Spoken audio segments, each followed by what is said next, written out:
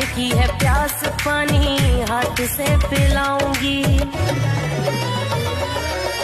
कर ले सबर बाबू, मिलने भी आऊंगी। प्यार की है प्यास, पानी हाथों से पिलाऊंगी।